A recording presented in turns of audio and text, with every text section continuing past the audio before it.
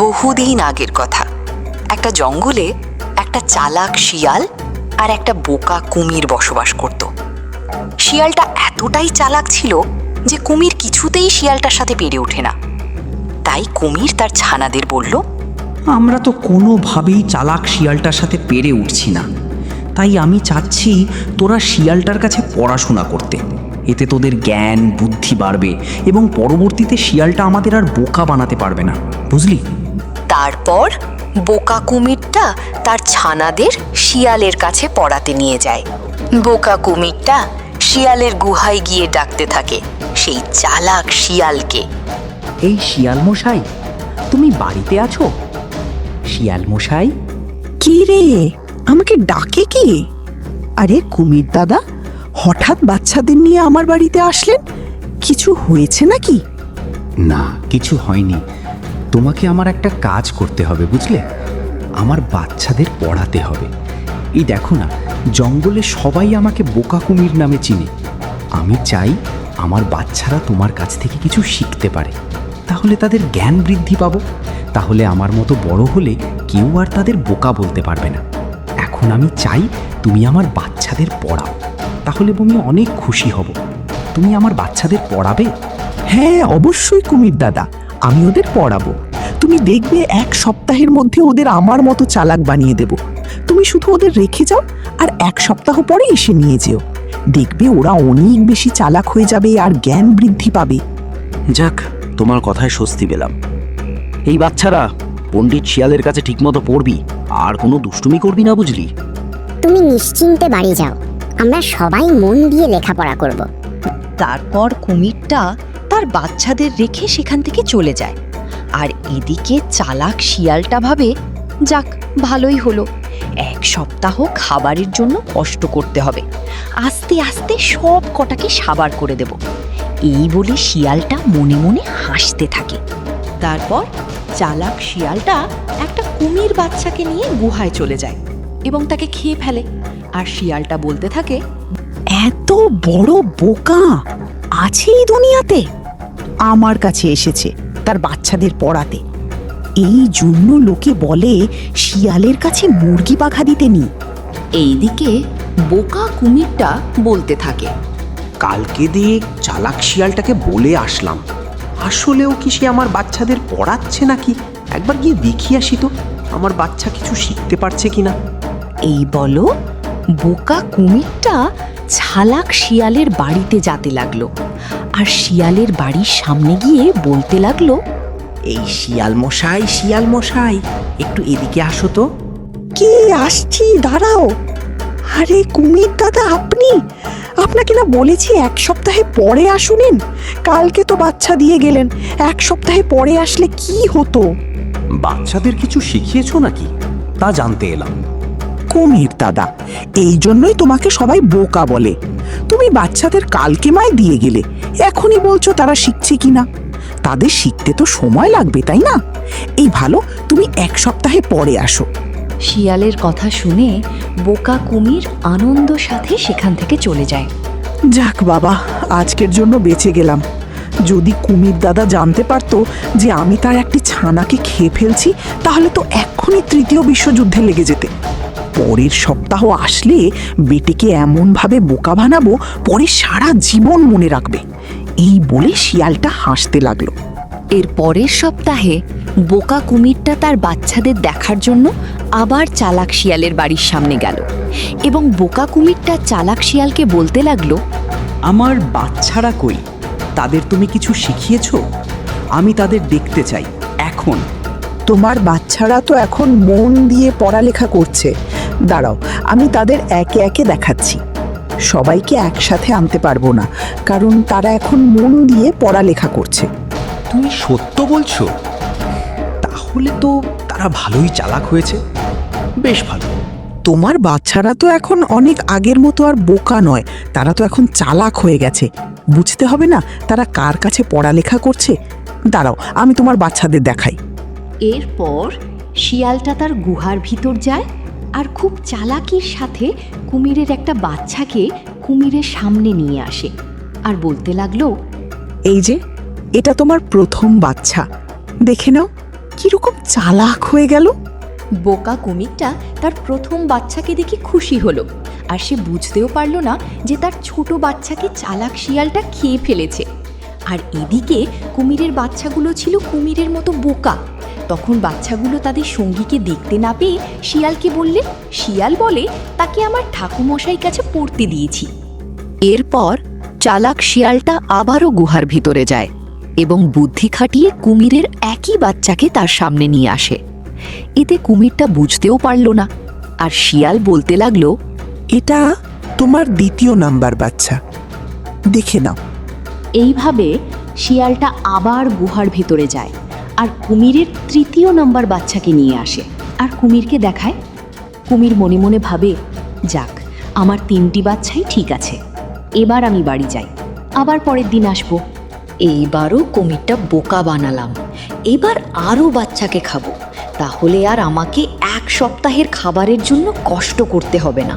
কুমিরের এক এক করে সব বাচ্চাকে খেয়ে এখান থেকে চলে যাব, আর বোকা কুমির আমাকে খুঁজেই পাবে না। এই বলে শিয়ালটা মনে মনে আনন্দের সাথে হাসতে থাকে। এইদিকে বোকা কুমিরটা মনের সুখে হাঁটতে লাগলো। ঠিক তখনই জঙ্গলের বানরের সাথে দেখা হলো, আর বানর কুমিরকে বলতে লাগলো, কি কুমির দাদা, তোমার বাচ্চারা কোথায়? তুমি তাদের চাঁদের বুড়ির দেশে পাঠালে নাকি? দেখছি না তো। এইভাবে বানরটি কুমিরের সাথে মজা করতে থাকে।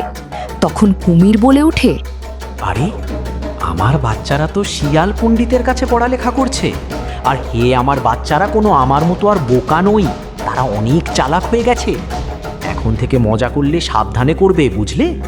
কি বললে? তুমি তোমার বাচ্চাদের শিয়াল পণ্ডিতের কাছে পড়াতে দিয়েছো? তাহলে তো শিয়ালটা তোমার বাচ্চাদের এতদিনে খেয়ে সাবার করে দিয়েছে। আরে না, শিয়াল খুবই ভালো, বুঝলে? আমি আমার বাচ্চাদের আজকেই দেখে এসেছি, তারা সেখানে মন দিয়ে পড়ালেখা করছে। আচ্ছা, তুমি আমাকে শিয়ালের বাড়িতে নিয়ে চলো, দেখি তো তোমার বাচ্চারা কেমন আছে। তারপর বোকা কুমির আর বানরটা শিয়ালে বাড়ির উদ্দেশ্যে রওনা হলো। শিয়ালে বাড়ির সামনে গিয়ে শিয়ালকে ডাকতে থাকে, কিন্তু শিয়াল কোনো সাড়া শব্দ করলো না। তাই কুমির আর বানরটা শিয়ালের গুহার ভেতর যায়। তারা সেখানে গিয়ে দেখতে পায় শিয়ালটা এখানেই, এবং সাথে তার বাচ্চারাও নেই। এতে কুমিরটা কাঁদতে থাকে তার বাচ্চাদের জন্য।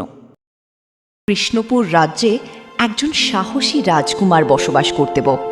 রাজকুমার একবার জঙ্গলে শিকার করার জন্য যান। শিকার পাওয়ার জন্য রাজকুমার জঙ্গলের ভিতরে প্রবেশ করে। ঠিক সে সময় দেখতে পান একটা সিংহ একটা খরগোশকে আক্রমণ করতে থাকে। তখন রাজকুমার সিংহকে তাড়িয়ে দেয় আর খরগোশটার প্রাণ বাঁচায়।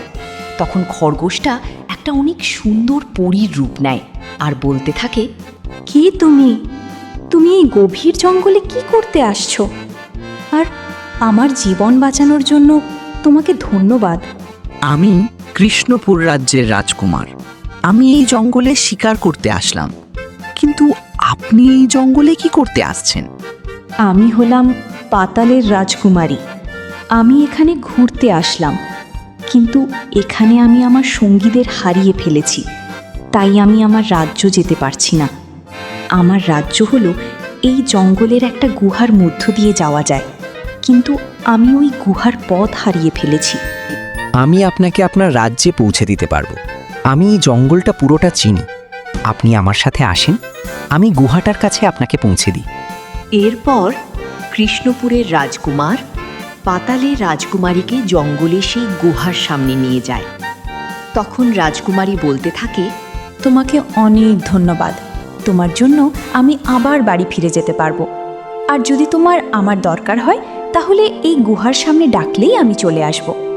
আজকে বাড়ি ফিরে যাই বন্ধু, না হলে বাবা অনেক চিন্তা করবে। আজকের জন্য আসি। এরপর পাতালপুরের রাজকুমারী তার রাজ্য চলে যায়।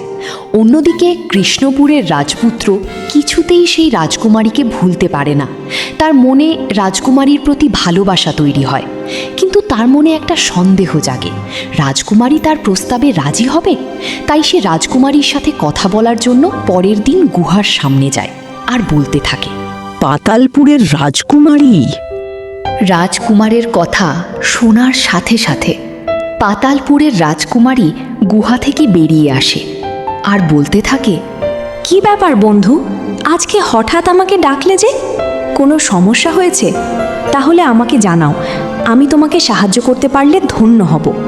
তেমন কিছু না, তোমাকে আমার একটা কথা বলা ছিল। আমি তোমাকে যখন প্রথম দেখেছিলাম না, আমি তোমার রূপে মুগ্ধ হয়ে গেলাম। তাই আমি তোমাকে আমার জীবন সঙ্গী হিসাবে দেখতে চাই। তুমি আমাকে বিয়ে করবে?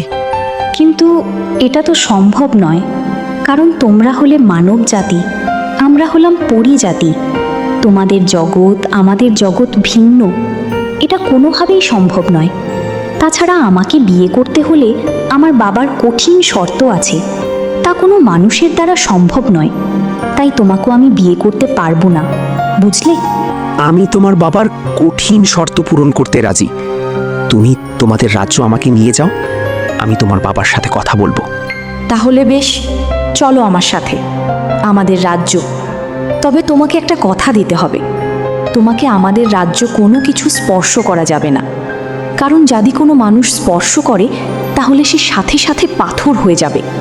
আমি তোমাদের রাজ্য কোনো কিছুই স্পর্শ করব না, কথা দিলাম।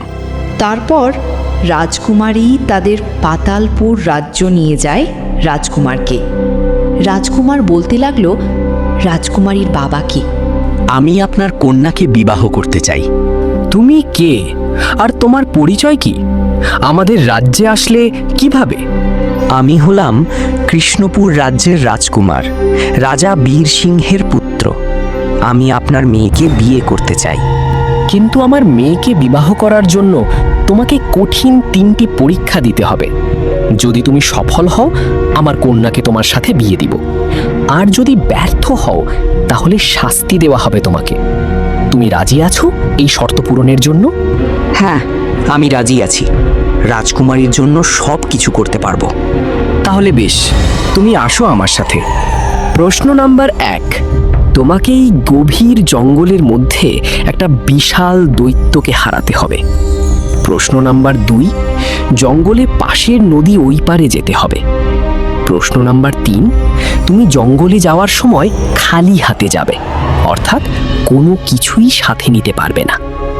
এই শর্তগুলো পূরণ করতে পারলে আমি তোমার সাথে আমার কন্যার বিয়ে দিব। তারপর 3টা শর্ত পূরণ করার জন্য রাজকুমার জঙ্গলের মধ্যে হাঁটতে থাকে। ঠিক তখনই একটি বয়স্ক লোক বলে ওঠে, আমাকে সাহায্য করো, আমি উঠতে পারছি না। ঠিক তখনই রাজকুমার লোকটিকে সাহায্য করে, আর লোকটি বলে ওঠে, আমাকে সাহায্য করার জন্য তোমাকে ধন্যবাদ, কিন্তু তুমি এই জঙ্গলে একা কি করছো? এটা খুবই ভয়ঙ্কর জঙ্গল, তুমি বাড়ি ফিরে যাও। তারপর কৃষ্ণপুরের রাজকুমার একে একে সব ঘটনা খুলে বলে। তখন বৃন্দ বলে, তুমি খুবই সৎ এবং সাহসী একজন ছেলে, আমি তোমার কাজে মুগ্ধ হয়েছি। কিন্তু তুমি যে দৈত্যটার কথা বললে সেটা খুবই শক্তিশালী। আমি তোমাকে দৈত্যটা শেষ করার একটা মন্ত্র আছে, যেটা রাতের বেলায় পাঠ করলে দৈত্যটা সাথে সাথে খতম হয়ে যাবে। আর এটা তুমি রাখো, নদী পার হওয়ার সময় তোমার কাজে লাগবে। সাধুর কথা মতো রাজকুমার রাতের বেলায় চুপি চুপি সে গুহার সামনে যায়। তখন সে দেখতে পায় একটা বিশাল দানব আকৃতি দৈত্য শুয়ে আছে। ঠিক সে সময় বয়স্ক লোকের বলা মন্ত্রটি মনে মনে পড়ে। দৈত্যের গুহায় আগুন লাগিয়ে দেয়, আর দৈত্যটি ছটপট করতে করতে মারা যায়। এতে রাজকুমারের প্রথম শর্ত পূরণ হয়ে যায়। এর ফলে রাজকুমার গুহার ভিতর অনেক সোনাদানা দেখতে পায়, কিন্তু সেগুলো কোনোটাই স্পর্শ করেনি। তারপর রাজকুমার খাবারের উদ্দেশ্যে জঙ্গলের ভিতরে যায়। তখন একটা সিংহ তার উপর যেই না আক্রমণ করবে, তখন সাথে সাথেই পাতালের রাজকুমারী সেখানে উপস্থিত হয়, আর তখন সে সিংহটাকে তাড়িয়ে দেয়। রাজকুমারীকে দেখে রাজকুমার বলতে থাকে, তুমি এখানে কেন এসেছো? বাহরে, তোমাকে একা বিপদে ফেলে আমি থাকতে পারি? আমি এই জঙ্গলে প্রায় ঘুরতে আসি। ঠিক তখন তোমার বিপদে দেখতে পেয়ে আমি আসলাম সাহায্য করতে। আর তুমি বলছো কেন এসেছি? আমি জানতে পারলাম তুমি প্রথম শর্তটা পূরণ করেছো, তাতে আমি খুবই খুশি হয়েছি। কিন্তু দ্বিতীয় শর্ত পূরণ করতে একটা সমস্যা আছে বুঝলে, সেখানে অনেক ভয়ঙ্কর প্রাণীরা বাস করে। তাই আমি তোমাকে এটা দিচ্ছি, যা তোমাকে নদী পার করতে সাহায্য করবে। তারপর রাজকুমারী জাদুশক্তি দ্বারা এক টুকরো চাঁদ রাজকুমারকে দেয়। তখন রাজকুমার বলে ওঠে, এটা দ্বারা কি হবে আর আমি কিভাবে নদী পার করব? তুমি এটার মধ্যে বসে পড়ো, তখন বলবে এই চাঁদ আমাকে নদী পার করে দেও। তখন দেখবে জাদুকারী চাঁদ তোমাকে নদী পার করে দিবে। তখন রাজকুমার নদীর পথ ধরে হাঁটতে থাকে। তখন নদীর পাড়ে গিয়ে জাদুকারী চাঁদে বসে পুরো নদী পার করে ফেলে। জাদুকারী চাঁদটা তাকে উড়িয়ে নিয়ে একেবারে নদীর ওই পাড়ে নিয়ে যায়। এতে রাজকুমার কোনো বিপদের সম্মুখীন হয়নি। এদিকে রাজকুমার পাতালপুর রাজ্য ফিরে এসে রাজাকে বলে, আমি আপনার সব শর্ত পূরণ করেছি। তখন রাজা বলে, তুমি অত্যন্ত সাহসী একজন মানুষ এবং সৎ। তোমার সততা আমাকে মুগ্ধ করেছে এবং তুমি 3টি শর্ত পূরণ করেছো। তাই আমি আমার কথা রাখব। আমার কন্যার সাথে তোমার বিয়ের ব্যবস্থা করছি এবং পাতালপুরের রাজ্য তুমি শাসন করবে, সে ব্যবস্থাও আমি করছি। তারপর কৃষ্ণপুরের রাজকুমার আর পাতালপুরের রাজকুমারী বিয়ে দিয়ে দেন। আর রাজকুমার এখন কৃষ্ণপুরের পাশাপাশি পাতালপুরের রাজ্যও পরিচালনা করেন। তার সাথে রাজকুমার এবং রাজকুমারী আনন্দ সাথে তাদের সংসার জীবন শুরু করেন। সে অনেক দিন আগের কথা। কুসুমপুর গ্রামে সোনু, মিনা এবং সুরাজ বসবাস করত। তারা 3জনই গ্রামের সবচেয়ে বেশি দুষ্ট ছিল। তারা এতটাই দুষ্ট ছিল যে গ্রামের লোকজন তাদের প্রতি বিরক্ত থাকত। একদিন সোনু বলে উঠল, আয় আমরা পাশের জঙ্গল থেকে ঘুরে আসি। আমি শুনেছি সেখানে অনেক রকমের ফলের গাছ আছে। এই কথা শোনার পর রিনা বলে উঠল, বাবারে আমি যাব না, আমি শুনেছি সেখানে ডাইনি থাকে, তোরা যা, আমি নাই, আমি বাড়ির যাব। এই দিক থেকে সুরাজ বলে উঠল, আরে মিনা তো ভীতু একটা, ও কি করে যাবে? চল আমরা যাই।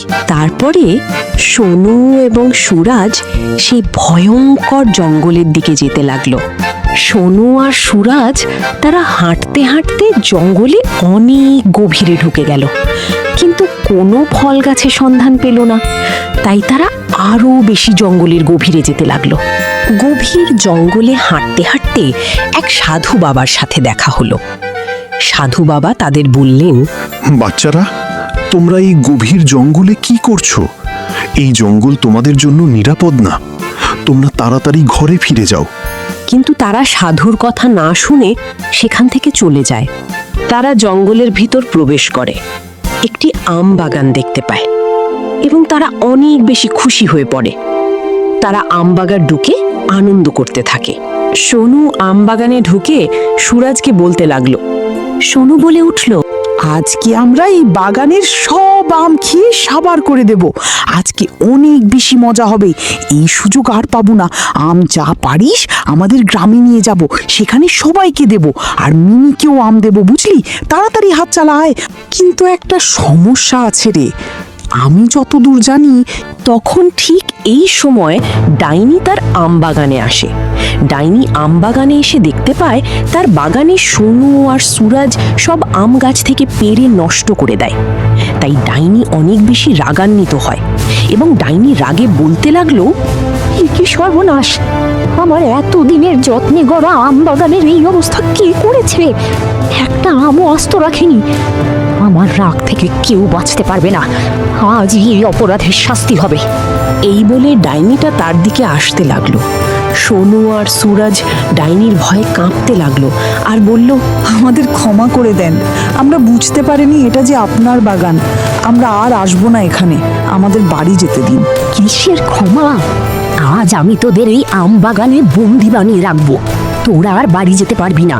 ঠিক তখনই ডাইনিটা সোনু আর সুরাজকে তার জাদু শক্তির দ্বারা তাদেরকে সবজি গাছে রূপান্তর করলো এবং তার বাগানে রেখে দিল। কিন্তু এই দিক থেকে সোনু আর সুরাজের মা বাবা তাদের সন্তানকে খুঁজতে লাগলো। তারপর তারা মিনার বাড়িতে গেল সোনু আর সুরাজের খোঁজ নেওয়ার জন্য।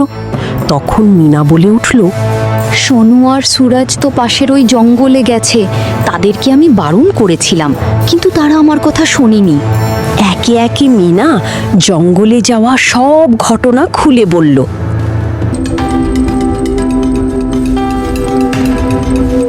তখন সোনুর মা বলে উঠল, হে উপরওয়ালা, সেখানে তো ভয়ঙ্কর ডাইনিটা থাকে, এবার কি হবে আমাদের ছেলেদের? তখন সোনুর আর সুরাজের মা বাবা তাদের সন্তানকে খোঁজার জন্য জঙ্গলের উদ্দেশ্যে রওনা হলো। তারা জঙ্গলে গভীরে যেতে লাগলো। ঠিক তখনই সেই সাধু বাবার সাথে দেখা হলো। তখন সোনুর মা সাধু বাবাকে বলল, সাধু বাবা, আপনি আমাদের সন্তানদের দেখেছেন? তারা এই জঙ্গলে ঘুরতে এসে আর বাড়ি যায়নি। আমরা এখন তাদের খুঁজে পাচ্ছি না, দয়া করে আমাদের সাহায্য করুন। হ্যাঁ বৎস, আমি তোদের ছেলেদের দেখেছি। আমি তাদের সাবধান করলাম, কিন্তু তারা আমার কথা শুনেনি। তারা এই পথ দিয়ে জঙ্গলে গভীরে সেই ডাইনি আম বাগানের দিকে চলে যায়। আমি নিশ্চিত ডাইনি তাদেরকে আমবাগানে বন্দি করে রাখে। সেই ডাইনি আরো অনেক মানুষকে সেই আমবাগানে বন্দি করে রেখেছে। আমার সাথে আয়, আমি তোর সন্তানদের মুক্ত করে দেব, আর ওই ডাইনিকে আজকে শেষ করে দেব। তখন সোনু আর সুরাজের মা বাবা সাধু বাবার পিছে পিছে সেই আমবাগানে যেতে থাকে। তারপর সাধু বাবা সে আমবাগানে গিয়ে মন্ত্র পড়ে সব বাচ্চাদের মুক্তি করে দেয়। সেখানে সোনু আর সুরাজ বাদে আরো অনেক বাচ্চা ছিল। তারা সবাই নিজ নিজ বাড়ি চলে যায়। আর এদিকে সোনু আর সুরাজ সাধু বাবার কাছে ক্ষমা চেয়ে তাদের মা বাবার কাছে যায়। তারপরে সোনু আর সুরাজ আর কখনো পাশের জঙ্গলে যায় না। তারা এখান থেকে একটা বড় শিক্ষা পায়। তারা এবার বাবা মায়ের কথা শুনে চলে, আর কখনো গ্রামের মানুষদের বিরক্ত করে না। কোনো ছোট একটি শহরে রামিসার পরিবারের বসবাস করত। রামিসা তার ছোট বোনের সাথে রাস্তায় হাঁটতে থাকে বাসায় যাওয়ার জন্য। ঠিক তখনই এক অপরিচিত পথচারী রামিসাকে জিজ্ঞেস করে, তোমার নাম কি সোনামণি? আমার নাম রামিসা। আপনার নাম কি? রামিসার বোন বলে উঠল, তোকে বললাম না অপরিচিত কারোর সাথে কথা না বলতে। তুই এখন আর আমাদের কথা শুনিস না, খুব বড় হয়ে গেছিস। আর কখনো অপরিচিত কাউকে নিজের নাম বলবি না। আরে আমি কি খারাপ লোক নাকি? এমনিই জিজ্ঞেস করলাম। আমি খুবই ভালো মানুষ, বুঝলে? মা আমাদের নিষেধ করেছে অপরিচিত কারোর সাথে কথা না বলতে। এই রামিসা, চল তাড়াতাড়ি বাড়ি যেতে হবে, না হলে মা আবার আমাদের বকবে। এই বলে রামিসা ও তার বড় বোন এখান থেকে চলে যায়। কিন্তু সোহেলের মনে অন্য কিছু ঘুরছে। তার মনে বাসা বাঁধে লোভ, লালসা। তাই সে রামিসার সব খোঁজ খবর রাখে। বাবা জানো, আজ আমি স্কুলে কবি আবৃত্তি করে পুরস্কার পেয়েছি। তুমি শুনবে আমার কবিতা? সকালে উঠি হাসি মুখে, কাজ করি সব মন দিয়ে। পরিশ্রমে সফলতা আসে, সুখের আলো ঘর ভরিয়ে। স্বপ্নগুলো সত্যি হবে হাল ছেড়ে না দিলে কখনো। কাজ আর চেষ্টা পাশে থাকলে জয় আসবেই জীবনে। কেমন লাগলো আমার লেখা কবিতা? বাহ, মাশাআল্লাহ, তুমি খুব সুন্দর কবিতা আবৃত্তি করেছো। একেবারে প্রাণটা জুড়িয়ে গেল। এরপর রামিসা বলে উঠল, আচ্ছা বাবা, আমি যদি কোনো এক সময় হারিয়ে যাই, সেই কাজলা দিদি কবিতা মতো, আর যদি কখনো বাড়ি না ফিরি, দূর আকাশের শুকতারা মতো হারিয়ে যাই, তুমি কষ্ট পাবা আর আমাকে মনে রাখবা, না এক সময় ভুলে যাবা? না রে মা, তুই এগুলো কি সাজে বাজে কথা বলছিস? একজন বাবা কখনো তার মেয়েকে ভুলে যেতে পারে?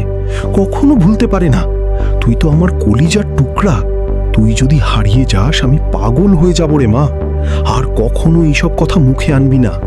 দূর, আজকেও স্কুলে যেতে হবে। আমার আর ভালো লাগে না স্কুলে যেতে। এই ভালো, আমি লুকিয়ে পড়ি, তাহলে আর দিদি আমাকে খুঁজে পাবে না, আর দিদি একা স্কুলে চলে যাবে। আমাকে আজকে স্কুলে যেতে হবে না। এই বলে রামিসা সিঁড়ি দিয়ে নিচে নামতে লাগলো। ঠিক তখনই সোহেল রানার সাথে দেখা হয়। সোহেল রানা রামিসার ঠিক নিচের ফ্ল্যাটে থাকত। রামিসাকে সোহেল রানা বলে উঠল, মামুনি, তুমি কোথায় যাচ্ছ? বাসায় কেউ নেই নাকি? আমি আজকে স্কুলে যাব না, তাই দিদি যাতে আমায় না দেখতে পারে তাই লুকিয়ে পড়ছি। তুমি চাইলে আমার বাসায় লুকিয়ে থাকতে পারো। সোহেল রানার কথা শুনে রামিসা 7-5 না ভেবে তার বাসায় লুকিয়ে পড়ে। এতে সোহেল রানা বলে উঠল, এই তো মেঘনা চাইতে জল। যাক, আমার কাজটা ভালোই হলো। রমিশা যখন ঘরের ভিতর প্রবেশ করে ঠিক তখনই সোহেল রানা ঘরের দরজা বন্ধ করে দেয়। এতে রামিসা আর ঘর থেকে বের হতে পারে না। অন্যদিকে রামিসা বাবা মা তার জন্য চিন্তা করতে থাকে। তাদের মেয়ে কোথা গেছে তা তারা জানে না। রামিসা বাবা সব জায়গায় খোঁজেও রামিসাকে পায়নি। ঠিক তখন রামিসা মা খুঁজতে খুঁজতে সোহেল রানার ঘরের সামনে একটি জুতা দেখতে পায়, যা রামিসার জুতা ছিল। ঠিক তখন তিনি বাইরে থেকে মানুষ জড়ো করে দরজা ভেঙে ভিতরে প্রবেশ করেন আর দেখতে পান রামিসার নিদর দেহ পড়ে আছে। তারপর পুলিশ এসে সোহেল রানাকে গ্রেপ্তার করে নিয়ে যায়। মেঘনার সন্দেহটা যে অমূলক নয় তা প্রমাণ হলো পানাগড়ের কাছাকাছি এসে। মেঘনা দিদি সুধীরকে বলেছেন গাড়ির ইঞ্জিন কিছুদিন ধরে গোলমাল করছে। সে কথা আজও সুধীরকে বললেন বাড়ি থেকে বেরোবার সময়, কিন্তু সুধীর ইঞ্জিনটা ভালো করে চেক করনি। আচ্ছা ম্যাডাম, আমি এই পাশের গ্রামের বাজার থেকে তেলের পাম্প থেকে তেল নিয়ে আসি। তেলের পাম্প এখান থেকে কত কিলোমিটার দূরে অবস্থিত? এই ধরুন মাইল 2-3 হবে। আপনি চিন্তা করবেন না, আমি এই যাব আর তেল নিয়ে আসব। তারপর সুধীর পাশের গ্রামের তেলের পাম্প থেকে তেল আনতে যায়। মেঘনা দিদি তিনি তার বড় বোনের বিয়ের জন্য শহর থেকে গ্রামে যাচ্ছে। তিনি যে জায়গায় দাঁড়িয়ে আছেন সেখানে চারদিকে রয়েছে সবুজ গাছপালা, রাস্তার পাশে নদী, আবার বেশ কিছু দূর পর দেখা যায় ফসলের জমি। ফসলের জমির ঠিক মাঝখানে তিনি লক্ষ্য করলেন একটা কাকতাড়ুয়া দাঁড়িয়ে আছে। ঠিক যেন মনে হয় তার দিকে এক দৃষ্টিতে তাকিয়ে আছে। মেঘনা দিদির কাছে মনে হলো তিনি হয়তো কোথায় এই কাকতাড়ুয়ার গায়ে জামাটা দেখেছেন। অনেকক্ষণ হয়ে যাওয়ার কারণে মেঘনা দিদি বলল, সুধীর যে কখন হলো বেরোলো, এখনো আসার নামগন্ধ নেই। কি যে করি এখন, এদিকে আবার সন্ধ্যা বয়ে আসছে। তিনি কিছুক্ষণ পর লক্ষ্য করলেন কাকতাড়ুয়াটা একটা অবয়বের রূপ নিল। তিনি আরও লক্ষ্য করলেন ভুতুরে অবয়বটা তার দিকে আসতে লাগল। মেঘনা দিদি ভয়ে তার গলা শুকিয়ে কাঠ হয়ে গেল। অবয়বটা দেখার জন্য সামনে এগিয়ে গেলেন। মেঘনা দিদি আর ভুতুরে অবয়বটা একেবারে সামনাসামনি মিলিত হলেন। মেঘনা দিদি বললেন, তুমি কে আর আমাকে ভয় দেখাচ্ছ কেন? আমি তোমার কি ক্ষতি করেছিলাম? প্লিজ দয়া করে আমাকে বাড়ি যেতে দাও। আমার বাড়িতে একটা ছোট্ট মেয়ে আছে, আমি ছাড়া তারই পৃথিবীতে কেউ নেই। আপনি আমাকে চিনতে পারেননি। আসলে সত্যি কথা বলতে গরিবদেরকে কেউ মনে রাখে না। আমি হলাম আপনাদের বাড়ির কাজের ছেলে রমেশ। এবার চিনতে পারলে?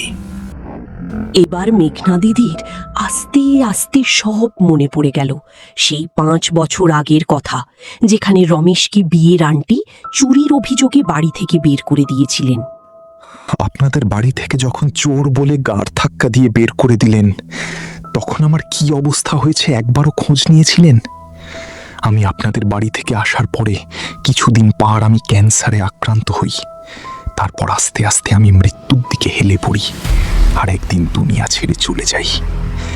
আমি যেমন আপনার ছোট মেয়েকে ভালোবাসেন, ঠিক আমারও একটি ছোট ছেলে আছে। আমি মরার পর আমার সৎ স্ত্রী তার উপর অমানবিক অত্যাচার চালায়। আমি বাবা হয়ে এই দৃশ্য কিভাবে দেখতে পারি? তাই ম্যাডাম, আমার একটা উপকার করবেন।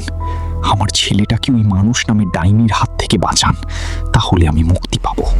তারপর মেঘনা দিদি রমেশের গ্রামে 2 জন পুলিশ নিয়ে যায়। পুলিশ রমেশের ঘরে ঢুকে তার সৎ স্ত্রীকে গ্রেপ্তার করে। মেঘনা রমেশের ছেলেকে বাড়ি নিয়ে যায় এবং তার নিজের সন্তানের মতো ভালোবাসে তাকে। এদিকে রমেশ তার ছেলের সাথে দেখা করতে আসে আর মেঘনা দিদিকে বলে, আর এই ঋণ কখনো শোধ করতে পারবো না। আমি আপনার কাছে চিরকৃতজ্ঞ। ম্যাম, আজ আমি একটা কথা বলবো যা গত 5 বছর বলতে পারিনি। আসলে আপনারা যে বিয়ের আন্টি চুরির অপবাদ দিলেন, আসলে আমি তা চুরি করি নাই। এই আংটিটা আপনার ঘরের আলমারি নিচে পড়ে আছে, যা আপনার নতুন কর্মচারী কখনো আলমারি নিচ ঝাড়ু দেয়নি, তাই দেখতে পারেনি। আপনি এখন আলমারি নিচে দেখেন, আংটিটা আলমারি নিচে পড়ে আছে। মেঘনা রমেশের কথা মতো আলমারির নিচে চেক করে এবং দেখতে পায় আন্টি আলমারির নিচে পড়ে আছে। হে উপরওয়ালা, এত বছর ধরে মানুষটাকে ভুল বুঝে আসলাম। তারপর থেকে রমেশ মাঝে মাঝে তার ছেলের সাথে দেখা করতে আসতো। এক সময় কনক উপত্যকার ফুলের মাঝখানে একটি ছোট্ট খড়ের তৈরি কুঁড়ে ঘরে 4 বছর বয়সী মিষ্টি মেয়ে রূপা তার বাবা মোহন এবং মা অমলার সাথে থাকত। তারা খুবই গরিব ছিল। রূপার বাবা মোহন খুব অসুস্থ থাকতেন, তাই কাজ করতে যেতে পারতেন না। ফলে সংসার চালানোর জন্য রূপার মা অমলাকেই বাইরে কাজ করতে যেতে হতো। শুধুমাত্র এই ফুল বিক্রি করে যা পাই তাতে ঠিক মতো সংসার চলে না। মোহনের ওষুধেই সব টাকা শেষ হয়ে যায়। অমলা কনক উপত্যকা থেকে ফুল তুলে শহরে বিক্রি করতেন, কিন্তু তাতেও তাদের কষ্ট মিটত না। একদিন অমলা ফুল বিক্রি করতে শহরে গিয়েছেন। রূপা তার বাবার সাথে ঘরে একা। হঠাৎ বাইরে থেকে কিছু আওয়াজ শোনা যায়। খেলনা নিন, খেলনা, সুন্দর সুন্দর খেলনা নিন, খেলনা। রূপা আওয়াজ শুনে ঘর থেকে বেরিয়ে আসে। দেখে রাস্তায় এক খেলনাওয়ালা এসেছে।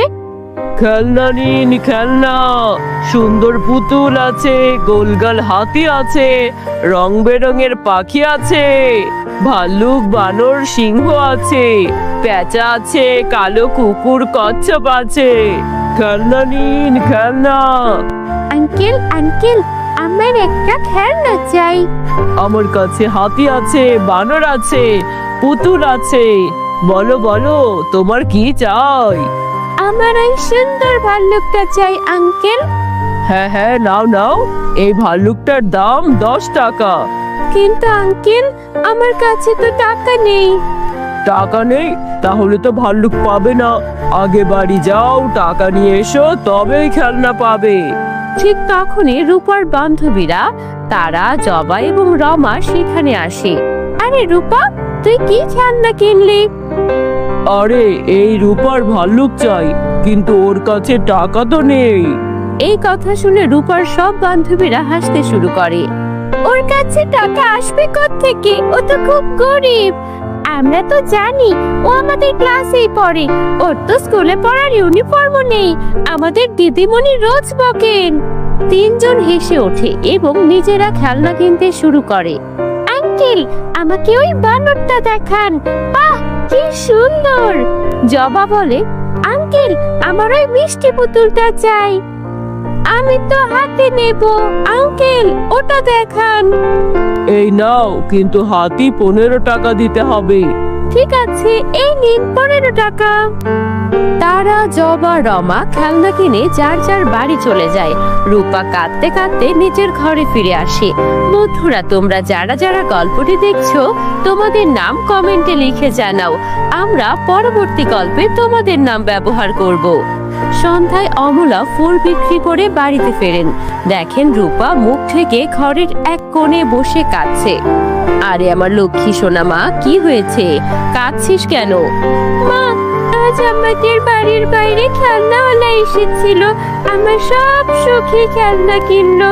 সবার কাছে টাকা ছিল, শুধু আমার কাছে খেলনা কেনার টাকা ছিল না। তাই ওরা সবাই আমাকে নিয়ে হাসছিল, মজা করছিল। মা, আমারও খেলনা চাই। আমাকে খেলনা কেনার টাকা দাও না মা। না মা, তোমার বাবা তো অসুস্থ, আমি যে কাজ করতে পারি না মামুনি।